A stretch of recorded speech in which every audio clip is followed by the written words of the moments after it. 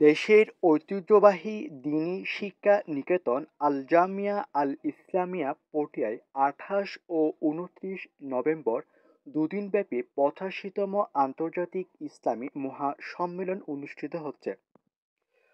সম্মেলনে দেশ বিদেশের প্রখ্যাত ওলামায়ে কেরাম ও বুজুর্গানে দ্বীন অংশগ্রহণ করছেন এবং গুরুত্বপূর্ণ দিক নির্দেশনামূলক বয়ান পেশ করছেন।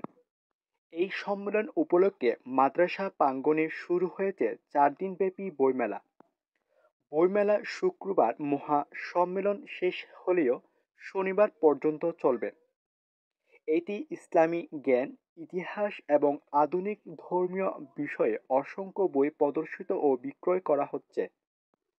আন্তর্জাতিক ইসলামী মহাসম্মেলনটি কেবলমাত্র বাংলাদেশের নয়, বরং উপমহাদেশের মুসলিম উম্মাহর জন্য একটি অনন্য মিলনমেলা হিসেবে স্বীকৃত।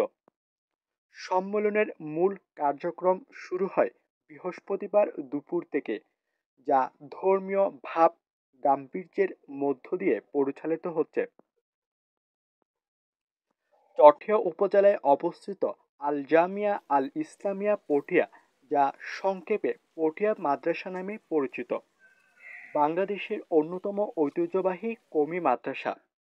১৯৩৮ সালে আজিজুল হক জমির উদ্দিন আহমদের নির্দেশে এটি প্রতিষ্ঠা করেন। আন্তর্জাতিক ইসলামী বিশ্ববিদ্যালয় হিসেবে মাদ্রাসাটি পরিচিত।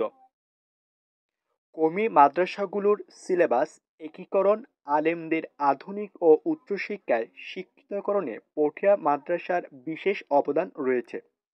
তাসবিত ও হিফজ বিভাগে এটি সারা দেশে আদর্শ হিসেবে বিবেচিত। আঞ্জুমানে ইত্তেহাদুল মাদারিস বাংলাদেশের অধিভুক্ত এই মাদ্রাসা থেকে প্রকাশিত হয় মাসিক পত্রিকা আত-তাওহীদ, যা এর মুখপত্র হিসেবে পরিচিত।